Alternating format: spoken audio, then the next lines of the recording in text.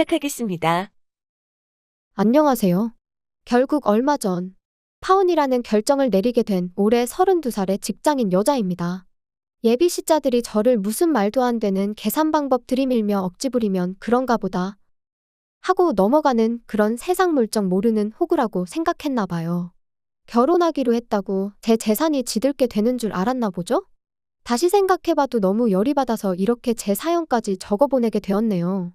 남자친구랑 연애를 시작하기 전부터 저한테는 전세를 주고 있던 아파트가 하나 있었습니다. 그때 당시가 막 직장 생활 시작한 사회초년생이긴 했지만 대출 규제도 지금처럼 심해지기 전이었고 부모님이 믿을 만한 사람으로부터 얻은 정보가 있었기에 당시 제 수입으로는 조금 무리하는 건가 싶은 생각이 들기도 했지만 큰맘 먹고 구입했어요. 예정된 재건축만 진행된다면 나중에 큰 돈이 되겠다는 확신이 있었거든요. 다만 조금 애매한 부분이 있었습니다. 그 동네가 저랑 아무런 연고도 없는 동네였고 무엇보다 회사에서 출퇴근하기엔 거리가 정말 멀었어요. 저는 출근할 때 대중교통을 이용하는데 가까운 길도 멀리 돌아가는 그런 위치였거든요. 그래서 직접 거주를 하지 않고 그 집을 전세로 돌리게 되었습니다. 그러면서 저는 자연스럽게 부모님 집에서 출퇴근을 하기 시작했죠. 나이 먹을 만큼 먹고 독립할 나이에 부모님한테 신세를 진다는 점이 마음에 걸리긴 했지만 부모님께서도 그렇게 하는 게 경제적으로도 더 이득이라고 생각하셨어요. 그리고 제가 돈을 더 편하게 모을 수 있게 물심양면적으로 도와주셨죠. 생활비라고 해서 부모님께 용돈식으로 얼마씩 드리긴 했지만 제 주머니 사정에 전혀 무리가 가지 않을 정도였고 그나마도 저희 어머니께서는 그 돈을 가지고 제 옷을 사준다던가 한약을 지어주신다던가 하는 식으로 저를 위해서 쓰셨어요. 너무나도 감사할 따름이었죠. 재개발은 아직도 시작되지 않았지만 오히려 그게 기회가 된 건지 곧장 집값이 오르기 시작했어요. 갑자기 한 번에 오르진 않았지만 재개발 기대감에 힘입어 매달 조금씩 오르기 시작했습니다. 하루가 다르게 올라가는 집값을 볼 때면 안 먹어도 배가 부를 정도였어요. 믿는 구석이 생기니 마음에 여유가 생기더라고요. 그때쯤부터 연애를 시작했고 주변 지인의 소개로 저보다 1살 어린 남자친구를 만나게 되었죠. 2년간의 연애 뒤에 결혼 이야기까지 오가는 사이가 되었어요. 예비시댁에서는 저를 썩 마음에 들어하는 눈치가 아니었습니다. 아들이 결혼하고 싶다고 하니 마지못해 허락해줬다. 뭐 그런 느낌이라고 해야 할까요? 실제로 상견례 날짜를 정하자고 예비시 부모님이 장사를 하는 분들이셔서 편한 날짜만 주면 우리가 맞추겠다고까지 했었는데 어영부영 날짜도 잡지 않고 한 달이라는 시간이 흘러버렸어요. 남자친구는 부모님이 바쁘셔서 그렇다. 원래도 표현하는 게 서툴르신 분들이라 저분들이 나를 싫어하는 게 아닌가 하는 오해를 자주 사곤 한다면서 부모님 편을 들었었죠. 하지만 여자의 직감이라고 해야 할까요? 남자친구의 가족들이 저를 불편해한다는 느낌을 지울 수가 없었습니다. 처음엔 제가 남자친구보다 나이가 1살 더 많은 연상이라 그런가 싶기도 했었죠. 한편으론 제가 다니는 회사 때문이 아닌가 그런 생각도 했고요. 남자친구는 그래도 알만한 사람들은 이름만 들어도 좋은 회사라는 걸 다 아는 그런 회사를 다니고 있었거든요. 저는 비교적 덜 유명한 회사를 다니고 있었지만 또 막상 월급 면에서 두고 본다면 크게 차이가 나지도 아니었습니다. 제가 사회생활을 남자친구보다 더 일찍 시작하기도 했고 이러나 저러나 1살 더 많은 만큼 경력도 몇 년 앞섰거든요. 예비신우도 남자친구 소개로 2번 만났어요. 하지만 예비신우도 저를 불편해하긴 마찬가지더군요. 남자친구랑 위로 연년생인데 그 덕에 저랑은 동갑이다 보니 저도 예비신우가 불편한 건 매한가지였습니다. 남자친구가 누나만 어떻게 잘 포섭하면 어머니도 너를 달리 볼 거다 하면서 친해지기를 바랬는데 막상 제가 먼저 연락을 해도 예비신우가 이 핑계 저 핑계 대면서 빼는 모습을 보니 저라고 딱히 노력하고 싶은 마음도 들지 않았어요. 제 나이 때문에만 그러는 거라면 어떻게 할 방도가 없었습니다. 제가 뭐 마음에 안 드는 점이 있다면 고쳐볼 생각이나 해보겠지만 물리적으로 어려질 수는 없잖아요. 회사 이름값도 뭐 제가 이직을 하지 않는 한 국내 굴지의 기업을 저희 회사가 하루아침에 따라잡게 만들기는 불가능에 가까웠고요. 하지만 저한테는 다른 것보다도 제 명의로 되어 있는 집이 있었으니 심리적으로 꿀릴 건 없었어요. 제가 구태여 남자친구 가족들한테 매달려가며 잘 봐달라 저 자세로 나갈 필요가 없다고 생각해서 크게 신경 쓰지 않았습니다. 결혼할 때 남자친구네 집에서 뭘 해가지고 올지는 몰랐지만 당장 상황만 두고 본다면 남자친구보다는 제가 더 준비가 많이 되어 있던 상황이었으니 말이죠. 아무튼 그렇게 상견례가 계속해서 연기되면서 결혼식 준비는 시작도 하지 못한 채 어영부영 하고 있던 상황이었어요. 그러던 와중에 제 집에 살고 있던 세입자분이 연장을 하지 않고 이사를 나가게 되었습니다. 저희 부모님께서는 결혼 앞두고 사는 사람 내쫓기도 뭐했는데 차라리 잘 되었다며 그 집에 신혼살림을 차리는 게 어떻겠냐고 물어오셨어요. 이치상 틀린 말 하나 없긴 하지만 저는 고민이 되었습니다. 말씀드렸다시피 집 위치가 애매해서 출퇴근하기가 너무 불편했거든요. 그렇다고 해서 남자친구 회사라고 가까운 것도 아니었고요. 오히려 저희 회사보다 더 먼 곳에 있다 보니 출퇴근에만 왕복 2~3시간씩 지하철에서 버리게 생겼는데 신혼살림을 그 집에 차리기가 조금 애매한 상황이었습니다. 그래도 혹시나 싶어서 남자친구한테 내 명의로 가지고 있다고 했던 그 아파트 기억나냐? 결혼하면 신혼집을 따로 구하고 싶느냐? 아니면 이 집에다가 그냥 신혼살림을 차리고 싶느냐 하고 물어봤어요. 남자친구는 물어본 말에 대답은 하지 않고 눈을 동그랗게 뜨고는 집이 있었냐고 물어왔습니다. 결혼 이야기 처음 오가기 시작할 때쯤 해서 말해줬던 거 기억 안 나느냐고 물어봤더니 남자친구는 세주고 있다는 집이 있다고 한 게 당연히 제 집이 아니고 저희 부모님 집인 줄로만 알고 있었다고 하더라고요. 우리 또래에 자기 명의로 집을 가지고 있는 사람이 거의 없다 보니 제가 한 말을 자기 좋을 대로 해석해서 기억했던 거였어요.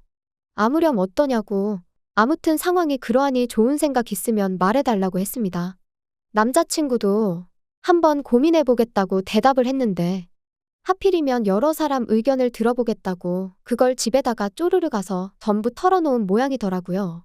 결혼하기로 했고 다른 사람도 아니고 가족들이니 제 집에 관해서 말하는 게 잘못된 거라고 생각하지는 않았습니다. 하지만 결과적으로 이 날을 기점으로 예비시자들의 본성을 알게 되었어요. 바로 그 다음 날 출근하고 한참 일하고 있을 때였는데 예비신우한테서 갑자기 전화가 왔어요. 제가 몇 번 먼저 연락했던 적은 있어도 예비신우가 먼저 했던 적은 없었기에 저는 남자친구한테 무슨 일이라도 생긴 줄 알고 화들짝 놀랐습니다. 다행히 그런 이유로 전화한 건 아니었는데 뜬금없이 날씨가 요즘 추워지는데 옷은 따뜻하게 입고 다니고 있냐는 둥, 밥은 먹었냐는 둥 친한 척 안부 인사를 건네더라고요. 그때만 해도 무슨 일로 전화를 했는지 몰랐으니 그냥 이 사람이 뭘 잘못 먹었나? 왜 안 하던 짓을 하고 그러지? 하는 생각이 들었을 뿐이었죠. 아니나 다를까 형식적인 안부 멘트가 끝나고 나니 더 할 말이 없었는지 이내 정적이 흘렀어요.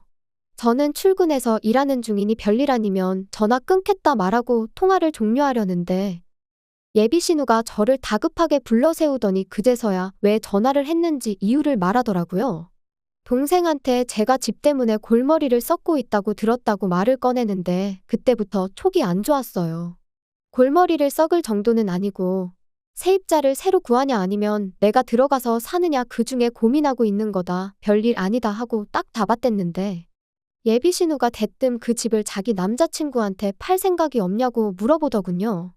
이야기를 듣자 하니 제 덕에 자기 남자친구가 집을 싸게 구하게 되면 자기는 결혼할 때 몸만 가도 눈치 보일 게 없을 것 아니냐며 저보고 좀 도와달라고 하면서요. 저 때문에 졸지에 동생보다 늦게 결혼하게 생겼다. 그런데 옳게도 알지 않냐면서 한 해에 2자식 결혼시키는 게 부모 입장에서 얼마나 부담이겠냐 하면서 자기가 여지껏 결혼 못한 걸 제 탓을 하는 게 어이가 없었습니다. 하지만 한편으로는 집을 이참에 정리하는 것도 나쁘지 않겠다 싶기도 했어요.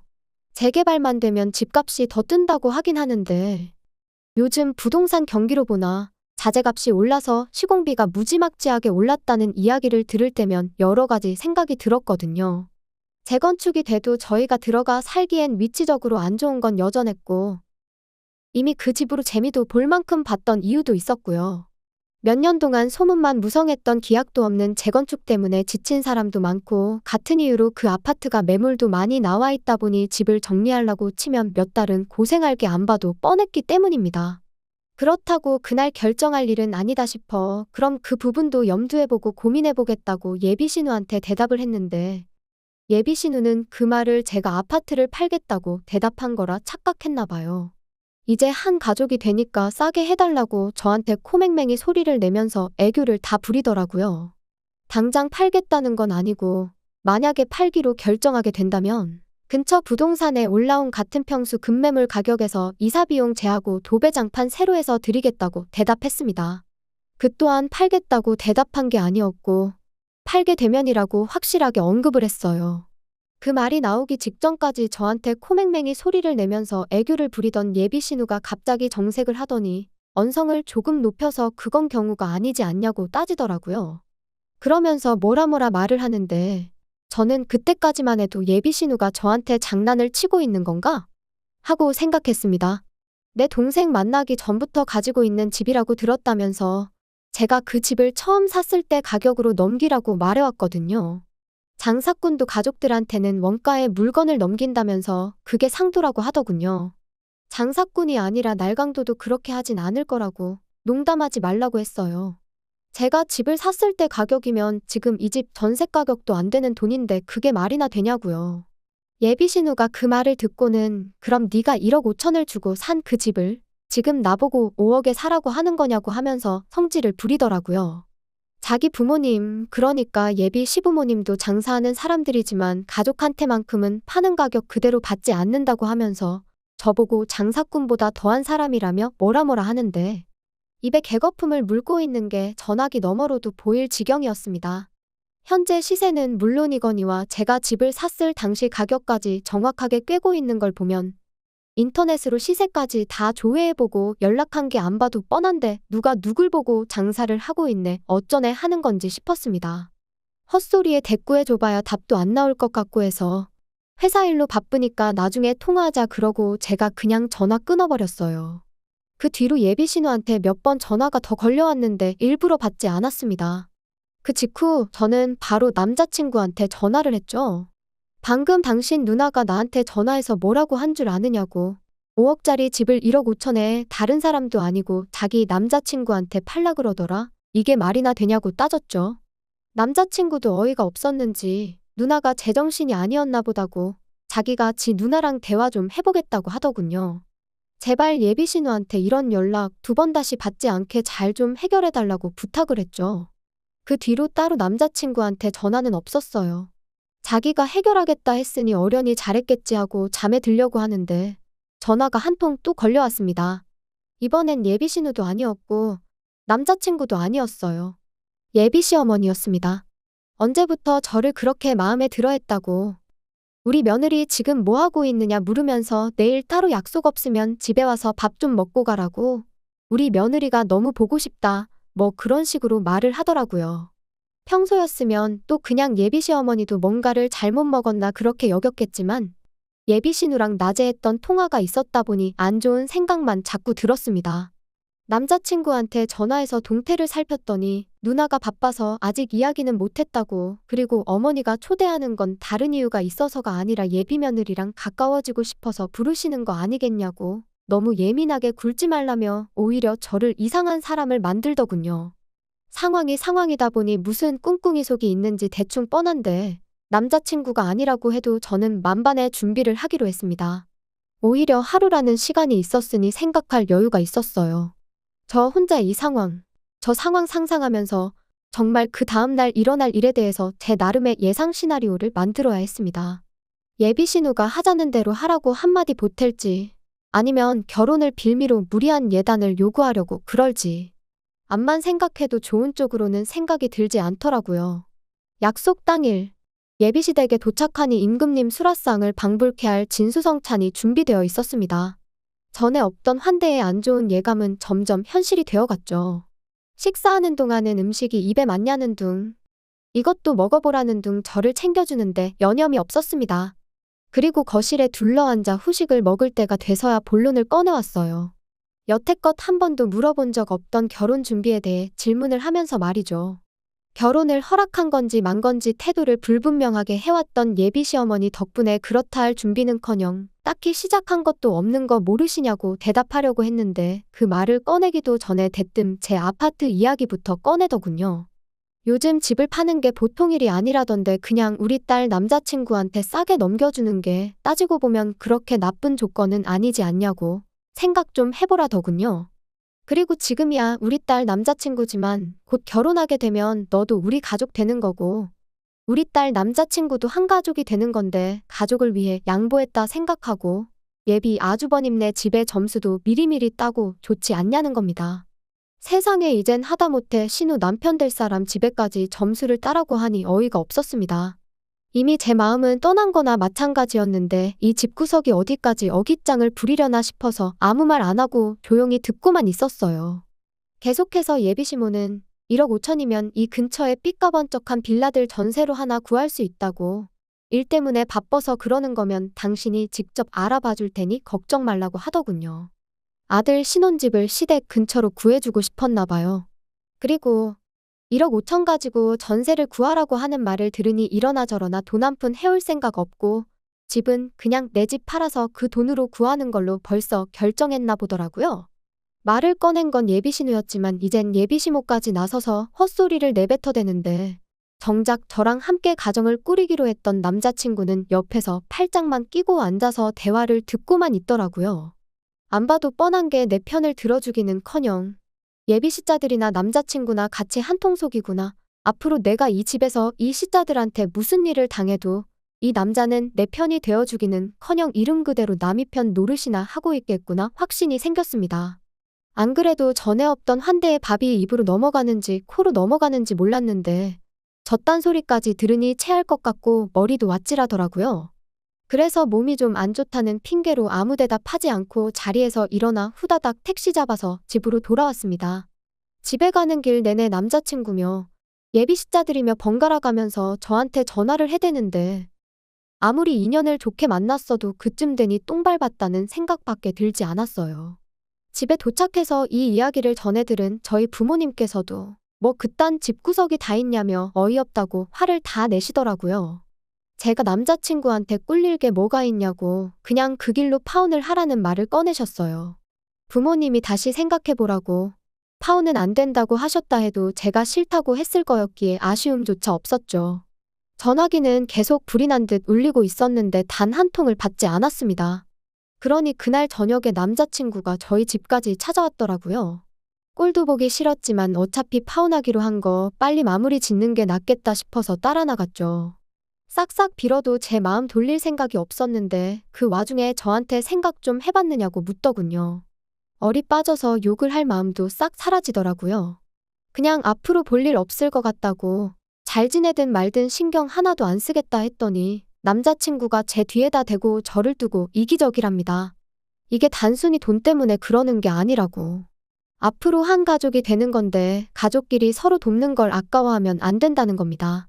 지금이야 제가 집이 있으니 손해보는 것 같지만 앞으로 우리한테 무슨 일이 있을 때 발 뻗고 나서서 도와줄 사람은 가족들 뿐 아니겠냐는 얼토당토하는 망언을 내뱉더군요.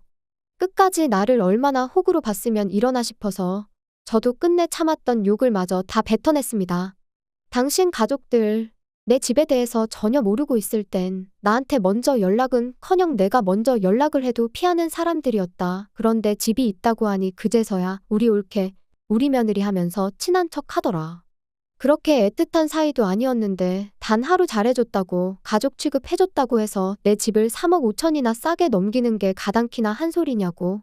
사람이 제정신이면 꺼낼 소리도 아니라고 한마디 했죠. 남자친구는 저한테 자기 가족들이 제정신이 아니라고 하는 소리냐며 저보고 그렇게 돈밖에 모르는 계산적인 사람이었냐고 되묻더군요. 내가 계산적이라고 생각했다면 제대로 봤다고. 그런데 그게 돈이 아까워서 내 집이 아까워서 그러는 게 아니라 내가 결혼해서 너네 집구석의 한 가족이 되는 것부터가 나한테 너무 큰 손해라고. 세상 그 누가 니들같이 세상 물정도 모르고 사람 우습게 보고 등쳐먹으려고 할 생각뿐인 사람들과 가족이 되고 싶겠냐고. 3억 5천 집을 싸게 넘기는 게 아니라 보태서 새 집을 구해서 살라고 3억 5천을 나한테 가져다줘도 손해라고 말하고 그냥 결혼은 없던 일로 하자고 했습니다. 예비시자들의 무리한 요구에 제가 제 재산 지켜내겠다고 파혼한 게 정말 제가 이기적인 건가 싶네요. 가족끼리 서로 돕는 게 당연한 소리지만 이건 등골까지 쪽 빨아먹겠다는 소리지 서로 돕는 게 아니잖아요. 반대의 상황이었으면 남자친구는 한 가족이 된다는 이유 하나만으로 자기 집을 얼굴 한번 본 적도 없는 사람한테 반갑도 안 되는 헐값에 넘겼을까요? 아마 아닐 거라고 생각해요. 계산적인 사람이라는 소리를 듣게 되더라도 주변에서 왜 파혼했냐고 물어온다면 저는 당당하게 돈 때문에 그랬다고 그 어떤 망설임도 없이 말할 수 있을 것 같네요. 한편으로는 집 한 채에 눈이 먼 예비시자들 덕분에 결혼 파토나게 된 게 차라리 다행이라고 생각합니다. 결혼하고 나서 제 재산에 대해서 제대로 알게 되었다 생각하면 그때는 이번처럼 간단하게 끝날 상황이 아니었을 테니까요. 이래서 결혼을 사랑만 가지고 하는 게 아니다. 결혼은 일륜지대사라는 말이 있는 건가 싶네요.